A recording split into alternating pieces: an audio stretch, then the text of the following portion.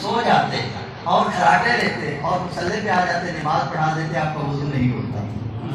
اس کا مطلب یہ ہوا کہ میرے پاک محبوب کبھی غفلت کی نیند نہیں سوئے۔ اور آپ نے فرمایا کہ یاد رکھنا کہ میری آنکھیں سو جاتی ہیں لیکن میرا دل کبھی نہیں سوتا۔ آنکھیں سوتی ہیں، دل نہیں سوتا ہے، صرف نفسی مشابہت ہے، ورنہ سارا کمال میرے پاک محبوب کا ہے، ساری عظمتیں میرے پاک محبوب کی ہیں، ساری شانیں میرے پاک محبوب کی ہیں، ساری رفتیں، سارے مقامات اور ساری عظمتیں اور رفتیں جو ہیں وہ میرے پاک نبی کے لیے ہیں، اور جتنی عظمتیں ہم لیے بیٹھے ہیں میرے پاک محبوب کی چوکھٹ سے ملی۔ اللہ کے پاک نبی سے ہمارا تعلق کیسے ہونا چاہیے، ہمیں نبی کائنات کی بارگاہ میں کتنا جھکنا چاہیے، ہم آپ کے فرامین طیبات پر عمل کتنا کرنا چاہیے۔ ہم شکل، عقل، ایمان، دین سب کچھ لیے بیٹھے ہیں تو محبوب کے قدموں کا صدقہ لیے جائے۔ اور میں انسان، کیونکہ میرے پاک محبوب نے اس شکل میں آنا تھا، اس لیے میں نے تمہیں بھی جو ہے وہ تیری قسمیں یاد فرما لی اور تیرے بھی حسن و جمال کی قسم اٹھا لی۔ آئیے اللہ تبارک و تعالیٰ نے فرمایا اذا سألک عبادی انی قریب، محبوب جب تیری چوکھٹ پر آ کر میرے بندے میرے بارے میں تجھ سے سوال کریں تو انہیں کہہ دینا کہ میں قریب ہوں، دور نہیں ہوں۔ اب آیت کو میں نے سمجھانا ہے تھوڑا سا، اللہ کے پاک محبوب کی بدعت کو ذکر کرنا ہے یہاں سے۔ اب الفاظ کی طرف تھوڑا سا توجہ کرنا، اذا سألک، اے محبوب جب تجھ سے سوال کریں، ایمان سے بتائیں جو سوال کرتا ہے وہ کون ہوتا ہے؟ سوال سیدھا سا نام ہے، سوال کرنے والا کون ہوتا ہے؟ سوالی۔ فرمایا اذا سألک، اے محبوب جب تجھ سے سوال کریں۔ اب سوال کیسے کر رہے ہیں؟ نبی سے۔ سوال کرنے والا سوالی، سوالی کس کا؟ نبی کا۔ لوگ کہتے ہیں نبی سے مانگنا نہیں چاہیے، اللہ کیا تعارف دے رہا ہے۔ فرمایا محبوب جب تیرے سوالی بن کر میرے بندے تیری چوکھٹ پہ آ جائیں، مسئلہ اس آیت سے حل ہوا، کیونکہ سیدھی توحید والی بات نہیں، میں نے کہا یہاں سے اللہ کے نبی کے نام سناؤں گا آپ کو۔ اذا سألک، اے محبوب جب سوالی بن کے آ جائیں تیرے دروازے کے اوپر۔ اب کوئی کہے کہ نہیں بھائی انہوں نے لفظوں کی ہیر پھیر کر دی ہے، نبی کا سوالی تو بن نہیں سکتا۔ آئیے اللہ قرآن میں کہتا ہے وَأَمَّا السَّائِلَ فَلَا تَنْهَرْ، قرآن کی تشریح قرآن سے زیادہ جامع ہوتی ہے۔ تو میں نے نبی کے در کا سوالی کہا تو اللہ نے فرمایا ہاں میں نے ساری کائنات کو نبی کا در کا سوالی بنایا ہے، اسی لیے تو میں نے فرمایا وَأَمَّا السَّائِلَ فَلَا تَنْهَرْ، جو بھی سوالی، اے میرے محبوب جو بھی سوالی تیرے دروازے کے اوپر سائل بن کے آ جائے فَلَا تَنْهَرْ، اس کو جھڑکنا نہیں ہے، جو بھی سوال کرے اس کو جھڑکنا نہیں ہے۔ اب ماں اس کو کہتا ہے عرش حسن، امام صاحب جانتے ہیں، انہوں نے یہ جانتا ہے کم عرش حسن کیا ہوتا ہے؟ جو باؤنڈری لائن لگاتا ہے، لائن باؤنڈری لگاتا ہے، اس پر بھی کہتے ہیں عرش حسن۔ ٹھیک ہے جی، اللہ نے فرمایا کہ ہر چیز میں نے گھیر کے اکٹھی کر کے نا، ساری جو کچھ میں نے بنایا ہوا ہے ان میں سے کوئی بھی تیرے دروازے کے اوپر آ جائے اور کسی قسم کا کوئی سوال کرے فلا تنہر، اسے جھڑکنا نہیں۔ اصل ذکر کر کے اللہ نے ساری چیزیں اپنے پاک محبوب کے کنٹرول میں دے دی، فرمایا کہ جو جیسا بھی سوال کرے اے محبوب اس کو عطا کر کے بھیجنا ہے، اس کو جھڑکنا نہیں ہے۔ اب کسی کو پریشانی ہو سکتی ہے، آپ سے ساتھ ساتھ پریشانی بھی ہوتی ہے کہ یہ نماز کی بات ہوگی، روزے کی بات ہوگی، زکوٰۃ کی بات ہوگی، حج کی بات ہوگی، لوگ مسائل پوچھنے آتے تھے، کسی نے روزہ سیکھنا ہے، کسی نے حج کے مسائل سیکھنے ہیں، کسی نے نماز کو سیکھنا ہے، تو یہ باتیں ہوگی، یہ سوال کرتے تھے، اس سے ہٹ کرو کوئی سوال کی بات نہیں ہو سکتی۔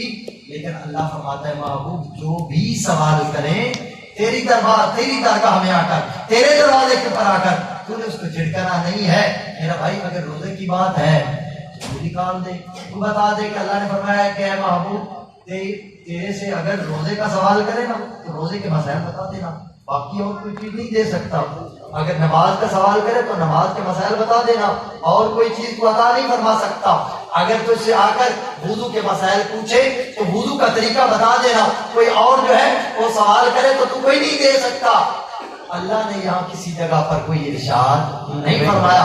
فرمایا جو جس انداز سے جہاں سے جیسا سوال لے کر تیری بارگاہ میں آ جائے اے میرے محبوب اس کو جھٹکنا نہیں, اس کو عطا کر کے بھیجنا. میں حدیث سے دلائل دیتا ہوں آگے.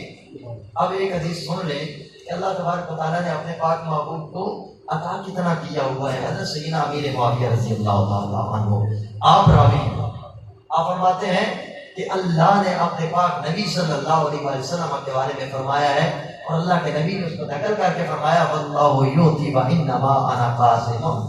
فرمایا اللہ عطا کرتا ہے, اللہ عطا کرتا ہے, کائنات میں تقسیم میں کرتا ہوں. معاملے ختم ہو گیا. فرمایا اللہ عطا کرتا ہے, کائنات میں جو کچھ بٹتا ہے تقسیم ہوتا ہے وہ محمد رسول اللہ کے ہاتھوں سے تقسیم ہوتا ہے. اسی لیے اللہ نے فرمایا کہ جب تقسیم آپ نے کرنا ہے, اس لیے جو بھی سائل بن کے آپ کے دروازے پہ آ جائے گا اس کو جھٹکنا نہیں ہے, اس کو عطا کر کے بھیجنا ہے. آپ جو ہے متعدد سوال دیکھتے ہیں کہ صحابہ اکرام جب اللہ کے نبی کی بارگاہ میں آتے کیا نماز کا سوال کرتے, کیا جو ہے وہ وضو کا طریقہ پوچھتے, یا کہ اس کے علاوہ بھی کوئی سوال کیا کرتے تھے.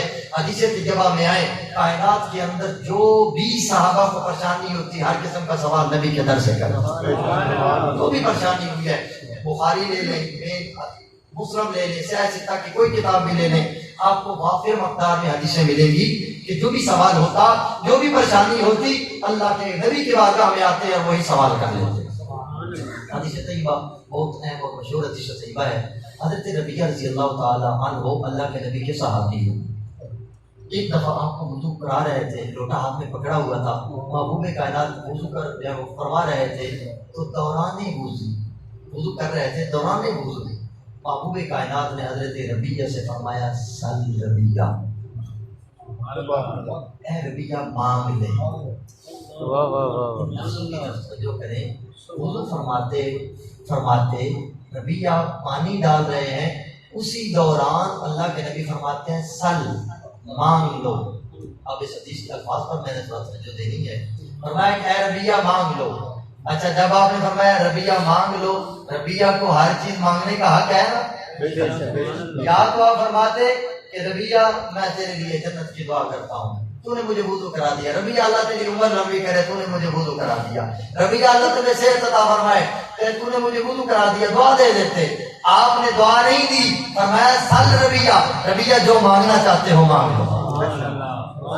جی کون کہہ سکتا, میں کہہ سکتا ہوں جو مجھ سے مانگنا ہے مانگ لو. آپ ایک بندہ کہے کہ آپ اپنی جیب سے 3,000 روپے, تو ہو سکتا ہے میرے پاس 10 روپے بھی نہ ہوتے, تو مجھے اختیار ہے کہ میں کہہ دوں کہ جو مانگنا ہے مانگ لو. اگر میرے پاس کچھ نہیں ہے تو میں نہیں کہہ سکتا مانگ لو. جب اللہ کے نبی نے فرما دیا جو مانگنا ہے مانگ لو, اس کا مطلب یہ ہوا کہ خالق اور مالک جو ہے وہ اللہ تبارک و تعالیٰ خالق کائنات کا ہے, اور خالقیت اور مالکیت جو ہے اسی کی ذاتی ہے, لیکن اللہ نے سب کچھ بنا کر اپنے پاک محبوب کے ہاتھ میں رکھ دیا. میں محبوب جو کچھ بنایا میں نے, جس کا میں مالک ہوں, میں نے سارا کنٹرول تیرے ہاتھ میں دے دیا ہے, سب کچھ تیرے ہاتھ میں دے دیا. جو جس انداز سے مانگنے آئے تجھے اختیار ہے, تقسیم کرتا ہے. اچھا جب آپ نے فرمایا ربیعہ مانگ لے, تو ربیعہ کو کیا مانگنا چاہیے تھا؟ سوچنے والی بات ہے. ربیعہ کو کیا مانگنا چاہیے تھا؟ اب حضرت ربیعہ سوال کرتے ہیں یا رسول اللہ جب آپ نے, اچھا یہاں ایک اور بات کر دی, جب اللہ کے پاک محبوب نے فرمایا کہ ربیعہ مانگ, تو اب ربیعہ کو سمجھنا چاہیے تھا کہ اللہ کے نبی فرما رہے ہیں کہ مجھ سے دعا کرا دے. یہ کوئی ترجمہ ایسے کر سکتا ہے اور کہے کہ یہ مانا دعا تھا, مولوی صاحب آپ کو فراڈ لگاتے رہے, یہ تو آپ نے جو ہے وہ دعا کے لیے کہا تھا کہ بتاؤ تیرے لیے کوئی دعا کر دو. اب جب اللہ کے نبی نے فرمایا مانگ لے, تو ربیعہ اگر یہ سمجھتے نا دعا ہے تو کہتے یا تھوڑا دعا فرما دیں, یہ کہتے نا. لیکن حضرت ربیعہ نے کیا, بخاری میں حدیث ہے, یہ سنا رہا ہوں, حضرت ربیعہ نے جو ہے وہ عرض کیا, کہتے ہیں اسألوکا, اے یا رسول اللہ میں آپ سے مانگتا ہوں. اس کا مطلب یہ دعا والی بات تو ہے نہیں, سوال سیدھا کر رہے ہیں. آپ کہتے ہیں اسألوکا مرافقتک فی الجنہ, یا رسول اللہ میں جنت میں آپ کی سنگت مانگتا ہوں. سیدھا کہہ دیا, میں جنت میں آپ کی سنگت مانگتا ہوں کہ میں جنت میں آپ کے ساتھ رہوں. لیکن کتنے کمال کی بات کی ہے, جنت مانگ لیتے, جنت نہیں مانگی. رفاقت مصطفیٰ مانگو، یہی مانگا کرو، دنیا میں بھی یہی مانگو، قبر میں بھی یہی مانگو، حشر میں بھی یہی مانگو۔ اسألک مرافقتک فی الجنہ، یا رسول اللہ جنت میں آپ کی سنگت چاہیے۔ اللہ کے پاک نبی صلی اللہ علیہ وسلم نے فرمایا کہ ٹھیک ہے، کثرت نوافل سے نوافل ادا کرو، ٹھیک ہے جی، میں بھی جو ہے وہ تمہیں سپورٹ کرتا ہوں اور اللہ تعالیٰ تمہیں جنت عطا فرما دے گا۔ لیکن اللہ کے پاک محبوب نے یہاں تک بس نہیں کی۔ اللہ کے پاک محبوب نے فرمایا ابا غیر ذالک۔ کسی کو شوق تھا کہ میں حدیث شریف پڑھی نا، تو ایک محدث صاحب اس کی وضاحت کر رہے تھے، وہ کہتے ہیں کہ اللہ کے پاک نبی سے جب سوال کیا نا کہ میں آپ سے جنت مانگتا ہوں، آپ کی سنگت مانگتا ہوں، تو آپ نے فرمایا کثرت سے نفل پڑھا کرو، اس کا مطلب یہ ہے کہ عبادت زیادہ کیا کرو، میری سنگت مل جائے گی، یہ مراد تھا۔ تو میں نے کہا کہ اللہ کے بندے، جہاں اللہ کے نبی کی عزت لکھی ہو، جہاں محبوب کائنات کی نعت ہو، وہاں نعت ہی پڑھا کرو، اللہ کے پاک محبوب کا تنقیدیں نہ کیا کرو۔ اگلا آیت جو ہے حدیث کا حصہ پڑھتے تو اللہ کے پاک نبی کی عظمت کا اظہار تیرے سامنے ہو جاتا۔ محبوب کائنات فرماتے ہیں اب غیر ذالک، اے نبیہ جنت مانگی وہ تو ہو گئی، سبحان اللہ، وہ تو ہو گئی، وہ تو نوافل تو بندگی یا کرنی تھی، لیکن اب غیر ذالک یہ لفظ بتا رہا ہے، آپ نے فرمایا وہ ہو گئی ہے۔ اب کیا ہے، میں کسی سے کہتا ہوں مان بھائی یہ لینا ہے لے لیں، تو اس کے بعد میں کہتا ہوں یہ چادر تو آپ کو دے دی، اور بھی کچھ چاہیے، یہی معاملہ ہوا نا، یعنی یہ تو ہوا جو مانگا یہ دے دیا، اب غیر ذالک اس کے علاوہ بھی کچھ چاہیے۔ اس کا مطلب یہ ہوا جب جنت کا سوال کیا تو آپ نے بتا دیا اے نبی کا جنت بھی دے دی، اپنی سنگت بھی ادا کر دی، اس کے علاوہ اور کچھ چاہیے جو مانگے گا وہ بھی ادا کر دے گا، بات نہیں وہ بھی مانگو گے ادا کر دے گا۔ یا رسول اللہ، تحقیق آپ سے آ رہی ہے، حیدری، اہل سنت زندہ باد۔ کیا ہے میں اور بھی کچھ مانگ لو، اس کا مطلب یہ ہے جو رب فرماتا ہے اذا سألک عبادی، اے محبوب جب تجھ سے سوال کرے، تیرے سوالی بندے ہیں میرے بندے، اس سے یہ ثابت ہوا کہ اللہ کے پاک نبی کی بارگاہ میں سوال کرنا جو ہے یہ اللہ کا حکم بھی ہے، اور اللہ تبارک و تعالیٰ یہ ڈر دکھاتا بھی ہے، ڈر دکھاتا بھی ہے۔ آئے صحابی نے سوال کیا، ایک اور صحابی کی جو ہے وہ بات مس کر دیتا ہوں۔ ایک بار یوں ہوا حضرت عمار بن یاسر رضی اللہ تعالیٰ عنہ، آپ پتہ ہے کفار بہت زیادہ ظلم کرتے تھے، یہ میلاد کا صدقہ تھا، میرے پاک نبی کی آمد کا صدقہ تھا کہ سارے غلاموں کو آپ نے ظلمت کی چکی سے نکال دیا، بیٹیوں کو زندہ درگور دیا جا رہا تھا، آپ نے ان کو عظمت کی چادر عطا فرمائی، گاؤں کی کوئی قدر نہیں کرتا تھا، اوقاز میں کے بیلے میں لے کے کندھوں پہ اٹھا کے آ جایا کرتے اور کہتے تھے ہے کوئی ایک کا خریدار، اور کائنات کے اندر تصور بھی نہیں کیا جا سکتا کہ کوئی ماں کو بیچتا ہو۔ عرب اتنا گر چکے تھے کہ اپنی ماں کو کندھوں پہ اٹھا کر لے آتے، بول لیے جاتے کہ یہاں بوڑھی ہو گئی ہے، کسی نے برتن دھلانے ہو، جھاڑو دینا ہو، کسی کے کچھ کام آ سکتی ہو، میں اپنی ماں بیچنا چاہتا ہوں، کوئی خریدار ہے تو اس کو لے دے۔ اگر وہ اللہ کے پاک نبی کی آمد ہوتی ہے کہ میرے پاک محبوب کی آمد کے بعد آپ نے فرمایا کہ اے ماؤں کو بیچنے والے، آج سے محمد رسول اللہ نے تمہاری جنت تمہارے ماؤں کے قدموں کے نیچے رکھ جنتیں جو وہ اللہ کے نبی نے ماؤں کی قدموں کے نیچے رکھ دی، جنتوں کو تقسیم اس انداز سے کر دیا، اور بہنوں کا وقار عطا کر دیا، بیٹیوں کو وقار عطا کر دیا، بزرگوں کی عظمت کا اظہار فرما دیا۔ تو وہ پاک نبی تشریف لائے، غلامی سے چھڑانے والے عمار بن یاسر رضی اللہ تعالیٰ عنہ غلامی کی حالت میں تھے، دن رات غلام کو جو ہے وہ کفار تشدد کرتے ہیں، ظلم کرتے ہیں، آگ میں ڈالتے ہیں۔ عمار بن یاسر وہ شخصیت ہیں کہ جن کے بارے میں میرے پاک محبوب نے قرآن کی آیت کو پڑھا تھا کہ یا نار کونی بردم و سلاما علی عمار بن یاسر کما کنت علی ابراہیم، اے آگ جس طرح تو ابراہیم کے لیے ٹھنڈی ہوئی تھی میرے عمار کے لیے بھی ٹھنڈی ہو جا۔ وہی عمار بن یاسر ہیں، آگ کے اندر کفار نے ڈالا، میرے پاک محبوب مکہ طیبہ کی دھرتی پر اپنے گھر میں بیٹھے ہوئے تھے، جناب سیدہ خدیجہ الکبریٰ رضی اللہ تعالی عنہا آپ موجود تھی، اور میرے پاک محبوب بیٹھے بیٹھے سوال کی بات کروں، یہ تصور بھی کرے، ایک ہوتا ہے مجھ سے مانگ لینا، ایک ہوتا ہے تخیلات میں لے کے آنا، تصورات میں لے کے آنا۔ میرے پاک محبوب کو کتنی اپروچ دی ہے، کتنی قربت عطا کی ہے اللہ تعالیٰ نے۔ تو کیا ہے آپ بیٹھے ہوئے تھے، عمار بن یاسر کو لوگوں نے پکڑا، پہلوں پہ لٹکایا، آگ میں ڈالا، تو اب کیا ہے عمار بن یاسر کو تکلیف ہوئی کہ میں محبوب کا کلمہ پڑھتا ہوں رب کا بندہ ہوں اور یہ لوگ کتنا مجھ پر ظلم کرتے ہیں. یہ تصورات ابھرے. میرے پاک محبوب گھر میں بیٹھے ہوئے تھے, میرے آقا کی آنکھوں میں آنسو جاری ہو گیا. یہ رابطہ کیسے بنا؟ یہ بات سمجھنے والی ہے. یہ رابطہ کیسے بنا؟ میرے پاک محبوب کی آنکھوں میں آنسو آئے. اللہ کے پاک نبی گھر سے اٹھے, تیزی سے دروازے کی طرف آئے اور دروازے پر پہنچے. پیچھے سے ام المومنین سیدہ خدیجہ کبریٰ رضی اللہ تعالیٰ نے آواز لگائی, اے سردار اتنی جلدی میں کہاں جاتے ہیں؟ میرے آقا صلی اللہ علیہ وسلم نے پیچھے مڑ کے دیکھا, آپ کی چادر مبارک زمین پر گھسیٹ رہی تھی. آپ نے مڑ کے دیکھا, حضرت خدیجہ کہتی ہیں کہ میرے پاک محبوب کی آنکھوں سے آنسو جاری ہو کر ریش مبارک اتار کرتے ہوئے نیچے گر رہے تھے. تو میرے آقا کی زبان سے صرف یہ نکلا, اے خدیجہ میرا امتی آگ میں جل رہا ہو اور میں یہاں بیٹھا رہوں. اللہ اکبر. ایک تھا کہ مانگا ہے, ایک ہے تصور کیا ہے. صرف دل میں لے کے آئے ہیں کہ یا رسول اللہ امتی آپ کا ہوں, اللہ کا بندہ بنا ہوں. یہ ظالم کتنا ظلم کرتے ہیں. میرے آقا نے تصورات میں بھی اپنے پاک اپنی امتی کی جو ہے وہ خبرگیری کے لیے اٹھے ہیں, اور خیالات میں اگر نبی کو یاد کیا جائے میرے پاک پھر بھی تشریف لاتے ہیں. وہاں سے اٹھے سیدھا وہاں پہنچے اور جو ہمارے ابن یاسر کو پہلوں پہ لٹایا ہوا تھا, میرے آقا نے ان کے جسم کے اوپر اپنے ہاتھ کو پھیرا اور جو سینے کے اوپر ہاتھ کو پھیرا, جہاں جہاں سے جلایا ہوا تھا فرمایا یا نار کونی بردم و سلاما علی عمار ابن یاسر کما کنت علی ابراہیم. اے آگ آج میرے عمار ابن یاسر پر ٹھنڈی ہو جا جس طرح تو ابراہیم پر ٹھنڈی ہو گئی. صرف تصور میں لے کے آئے ہیں. میرے پاک محبوب نے پھر بھی لاجوانی کی ہے. اس کا مطلب یہ ہوا کہ نبی دور نہیں ہے. اب قرآن کی آیت کی طرف پھر لے کے آتے ہیں, اذا سألک عبادی انی فانی قریب. فرمایا اے میرے پاک نبی, جب میرے بندے تجھ سے آ کر میرے بارے میں سوال کریں تو انہیں کہنا کہ میں قریب ہوں, دور نہیں ہوں. اچھا اللہ نظر آتا ہے کہ ویسے قریب ہے اپنی قدرت اور اختیار سے.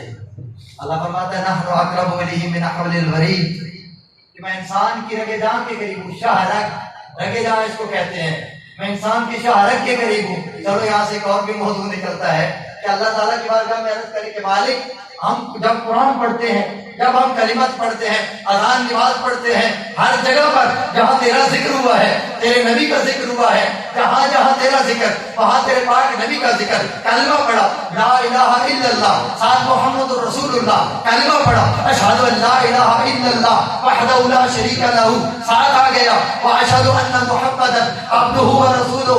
جہاں اذان کے اندر تیرا نام آتا ہے وہاں اذان کے اندر تیرے نبی کا بھی نام آتا ہے. قرآن دیکھیں اطیع اللہ و اطیع الرسول کا نام آتا ہے, جہاں اللہ کی اطاعت کا حکم آتا ہے اور رسول کی اطاعت کا بھی حکم آتا ہے. ہر جگہ پر اپنے نبی کو ساتھ رکھتا ہے, خود کہتا ہے کہ میں انسان کی شاہ رگ کے قریب ہوں. جہاں خود تو اتنا قریب آ گیا, تیرا نبی کہاں گیا؟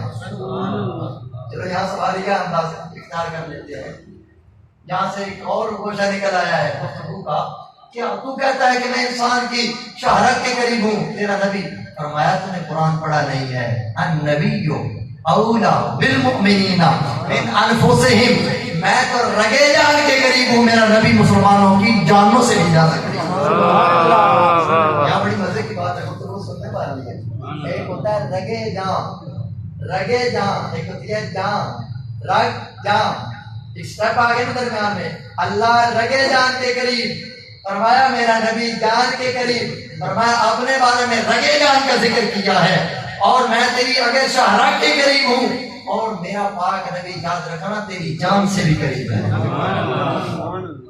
آپ تصور کرو جو جان سے قریب ہو وہ نہیں سنتا. چلو کسی کو ڈاؤٹ ہو حدیث طیبہ سنا دیتا ہوں, کوشش کرتا ہوں کہ میری کوئی بات آپ تک نہ پہنچے, قرآن پہنچ جائے, حدیث پہنچ جائے, تاکہ جو بات ہو اتھینٹک ہو کر آپ تک پہنچ جائے, یقینی بنتی چلی جائے. کوئی کہے کہ تصور میں استغفر اللہ علیہ وسلم نے کمال کر دیا ہے, شرک کی انتہا کفر کی انتہا کر دی ہے, کیونکہ شرک کا جن کو مرض لگا ہوا ہے نا وہ فوراً بولتے ہیں کہ اتنا قریب کر کے بتا دیا. حدیث طیبہ ہے میرے آقا صلی اللہ علیہ وسلم کی, قیامت کا روز ہوگا اور ایک بندے کو لایا جائے گا, فرشتوں کو کہا جائے گا بھائی کھولیں اس کا رجسٹر کھولا جائے گا. کھول کر اللہ فرمائے گا اعمال بتاؤ, اچھے برے اعمال سارے سامنے آئیں گے. اس کے کھاتے سے کوئی اچھا عمل نہیں نکلے گا, نکلے گا. اللہ فرمائے گا اس کو لے جاؤ جہنم کی طرف. جب اچھا ہے ہی کوئی نہیں, کامیابی ہوئی نہیں ہے, میزان عدل میں ترازو میں اعمال تولنے گئے، ناکام ہو گیا، کامیاب نہیں ہوا، اللہ کی طرف سے حکم ہو گیا اس کو جہنم کی طرف لے جاؤ، میرے پاک محبوب میزان پر تشریف فرما ہوں گے۔ اللہ کے نبی فرمائیں گے کہ اے میرے مالک ایک لمحہ کے لیے اس کو یہاں روکیے۔ جب روک دیا جائے گا میرے پاک محبوب ایک پرچی نکال لیں گے۔ اب ہمیں نہیں پتا کاغذ تو وہاں ہو نہیں گا، کیسے ہوگی پرچی وہ اللہ جانتا ہے، اللہ کا نبی جانتا ہے۔ اب پرچی نکال کر میرے پاک محبوب صلی اللہ علیہ وسلم اس کے نیکی والے پلڑے میں رکھیں گے، نیکی والا پلڑا فوراً بھاری ہو جائے گا۔ سبحان اللہ۔ اب وہ بندہ حیران ہوگا کہ یہ کہاں سے آ گیا، یہ تو اچھا فرشتوں کے ریکارڈ میں ہے ہی نہیں۔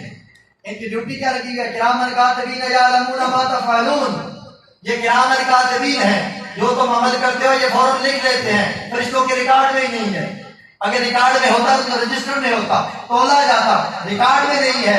ریکارڈ میں عمل وہ ہوتا ہے جو بندہ عمل کر جاتا ہے، ریکارڈ میں عمل وہ ہوتا ہے جو بندہ کرتا ہے۔ نماز کا سوچا نا ریکارڈ میں نہیں آئے گی، نماز پڑھی تو ریکارڈ میں آ جائیں گی، لکھی جائیں گی۔ روزہ کا سوچ لیا تو روزہ نہیں لکھا جائے گا، جب روزہ رکھ لیں گے تو پھر ریکارڈ میں آئے گا، پھر رجسٹر پہ لکھا جائے گا۔ اب وہ کیا چیز ہے جو مصطفیٰ کریم نے نکالی اور میزان عدل پر ترازو میں رکھ دی اور نیکیوں والا پلڑا بھاری ہو گیا ہے؟ وہ بندہ پوچھے گا یا رسول اللہ اب نیکی تو تھی کوئی نہیں، یہ کیا ہے؟ اللہ کے پاک نبی فرمائیں گے یہ وہ درود ہے، سبحان اللہ، یہ وہ درود ہے۔ اچھا اگر پڑھا تھا تو ادھر لکھا ہوا ہونا چاہیے۔ جس نے اللہ کے پاک محبوب پر جو ایک بار درود پاک پڑھتا ہے 10 بار اللہ کی طرف سے رحمتیں آتی ہیں نا، جو 10 بار پڑھتا ہے 100 بار رحمتیں آتی ہیں نا، تو یہ درود کہاں سے آ گیا؟ تو یہاں سے علماء نے بحث کی، فرمایا یہ وہ حدیث ہے اللہ کے پاک نبی کی ذات پر امتی نے درود پڑھنے کا سوچا تھا۔ النبی اولا بالمؤمنین من انفسہم، نبی مومنوں کی جانوں سے بھی قریب ہے۔ تیرا تصور تخیل خیال کرتا ہے، یہ وہ درود ہے جو تو نے سوچا تھا لیکن زبان پر نہ لا سکا، سوچا تھا لیکن زبان پر نہ لا سکا۔ اس درود کو جو تو سوچتا ہے تو بھول گیا، پڑھا نہیں تھا، میرا پاک نبی نہیں بولا، میرا پاک نبی نہیں بولا، اسے بھی سنبھال کے رکھا ہوا ہے۔ اس درود پاک کو جو تصور میں تھا اللہ کے پاک نبی وہاں رکھیں گے، پلڑا بھاری ہو جائے گا اور فیصلہ ہوگا کہ اس کو جنت میں پہنچا دیا۔ یہ میرا پاک نبی جانوں کے قریب ہے۔ اللہ نے کتنا اختیار دے دیا، کتنا کنٹرول دے دیا، کتنا مومنوں کے قریب کر دیا۔ اب شبیر احمد عثمانی صاحب نے تفسیر عثمانی کے اندر یہ جو آیت ہے اِنَّا أَرْسَلْنَاكَ شَاهِدًا وَمُبَشِّرًا وَنَذِيرًا، اس آیت کے اندر ایک حدیث لکھی ہے، چلو آپ نے ایک دوسروں کی بات کر لینا، کوئی پریشان نہ ہو۔ شبیر احمد عثمانی صاحب نے وہاں لکھا ہے اس آیت کے تحت، وہ کہتے ہیں کہ یہ جو لفظ شاہد ہے نا، شاہد، اے محبوب ہم نے آپ کو شاہد گواہ بنا کر بھیجا ہے۔ اللہ کے پاک محبوب نے فرمایا کہ میری امت جو ہے اس کے اچھے اور برے اعمال شب و روز، دن اور رات کو میری بارگاہ میں پیش کیے جاتے ہیں۔ میں نے نہیں لکھا، حدیث میں مانتا ہوں اور کتابوں میں بھی ہے، میں نے تفسیر عثمانی کا حوالہ اس لیے دیا ہے کہ دوسرے لوگوں کو پریشانی ہو تو وہ سمجھ جائیں کہ ہم بھی ان باتوں کو مانتے تھے، کبھی مانا کرتے تھے، آج اگرچہ تھوڑا دور ہو گئے ہیں تو ہم تو کہتے ہیں کہ کہتے ہیں نا کہ صبح کو بھولا شام کو لوٹ آئے، تو سو بھولا نہیں کہتے ہیں۔ آج بھی وقت ہے کہ کل آج نہیں، حشر میں قبر میں نہیں، حشر میں بھی تو نے اور میں نے جہاں اکٹھے ہونا ہے، جہاں دوڑنا ہے، وہاں سارے نبیوں سمیت سب نے تلاش کرنا ہے، وہ ایک ہی چوکٹ ہے، وہ مصطفیٰ کی چوکٹ ہے۔ بے شک بے شک، آج لے ان کی پناہ، آج مدد مانگ تم سے، کل نہ مانیں گے قیامت میں اگر مان گیا، بابا بابا کل جو مان جانا ہے تو آج ہی مان جاؤ، بے شک بے شک، کل جو ماننا ہے تو آج ہی مان جائیں۔ اس لیے اس چوکٹ پہ آنے کی ضرورت ہے۔ کبھی پہلے میں نے پڑھا ہے شاہ صاحب میرے پاس پڑھی ہوئی ہے، جو بند کا میرے پاس جو ہے وہ چھاپا ہے، باقاعدہ میں نے سنبھال کے رکھی ہوئی ہے۔ جب بات ہوئی نا، اعتراض ہوا، کسی نے اعتراض کیا، بھائی السلام علیکم یا رسول اللہ، تم نہیں مانتے؟ ہاں، حسین احمد مدنی صاحب نے کہا، انہوں نے کہا، کس نے کہا ہے کہ ہم السلام علیکم یا رسول اللہ نہیں مانتے؟ وہاں جو لفظ استعمال کیے انہوں نے، وہ کہتے ہیں وہ تو وہابی ہیں، وہ تو وہابی ہیں جو السلام علیکم یا رسول اللہ کو نہیں مانتے۔ الحمدللہ ہم تو پڑھتے ہیں ہر جگہ سے ہر طریقے سے الصلاۃ والسلام علیکہ یا رسول اللہ. جس نے دیکھنا ہونا بھائی مرکزی مسجد لائبریری میں آتے ہیں، میں دکھا دیتا ہوں. اس کا مطلب یہ کہ پہلے نظریہ کیا تھا، پھر نظریہ کیا بنا. آج سنی اسی نظریہ پر ہے. پہلے بھی کہا کرتے تھے الصلاۃ والسلام علیکہ یا رسول اللہ. راستہ بدلا ہے تو تو نے بدلا ہے، اگر ساتھ چھوڑا ہے تو تو نے چھوڑا ہے، فرقہ بنا ہے تو تو بنا ہے. آج ہم اسی نظریے پر ہیں جس نظریے پر حضرت ربیعہ تھے. آج ہم اسی نظریے پر ہیں جس نظریے پر ہمارے ابن یاسر تھے. آج ہم اسی نظریے پر ہیں جس نظریے پر بلال حبشی تھے. آج ہم اسی نظریے پر ہیں جس نظریے پر ابوبکر صدیق تھے. ہم نے راستہ نہیں چھوڑا، ہم تو اسی راستے پہ چل رہے ہیں. ہم دعوت بھی اسی راستے کی دیتے ہیں. آئے اسی راستے پہ چلیں جو تیرا اور میرا کبھی اکٹھا نظریہ ہوا کرتا تھا. اذا سألك عبادي عني فإني قريب. فرمایا کہ جب میرے بندے تجھ سے میرے بارے میں سوال کریں، میں قریب ہوں، دور نہیں ہوں. اللہ قریب ہے تو نبی بھی دور نہیں ہے. شبیر احمد عثمانی صاحب کہتے ہیں کہ شب و روز امت کے اعمال اللہ کے نبی کے بارگاہ میں پیش کیے جاتے ہیں، اور محبوب کائنات جب اچھے عمل دیکھتے ہیں تو اللہ کا شکر ادا کرتے ہیں. اچھا میری آپ جو ہے نا یہ شبیر احمد عثمانی صاحب نے لکھا ہے، ان سے سوال کر لوں، ان سے میں پوچھتا ہوں کہ جی مولانا صاحب جب اللہ کے پاک نبی کی بارگاہ میں اعمال پیش ہوتے ہیں اور پھر اللہ کے نبی دیکھتے ہیں، ایک بندہ دفتر میں بٹھایا ہوا دنیا کی مثال دے کر آگے چلتے ہیں اور اس کے سامنے رجسٹر رکھ دیا جائے اور وہ مردہ اور کہیں کہ بھائی پڑھ کے بتا. بھائی مردہ کے سامنے کبھی رجسٹر رکھا ہے؟ نہیں جی. جو اس کی اسٹڈی کرے مطالعہ کرے تو زندہ ہے واللہ، تو زندہ ہے واللہ میری چشم عالم سے چھپ جانے والے. کیا لعنت کا نظریہ ہے. آپ بھائی خود مان رہا ہے، خود کوٹ بھی ہے. اچھا حدیث میں کہ بندہ تنقید ایک اصول ہوتا ہے کہ حدیث کو لکھیں، لکھ کر اگر اعتراض کر دینا کوئی تو ہم کہتے ہیں جو اس کے مطابق درست نہیں ہے. اعتراض نہیں کی، آیت کی تشریح میں حدیث کو کوٹ کیا ہے، اس کا مطلب یہ ہوا آیت سے ثابت کیا ہے.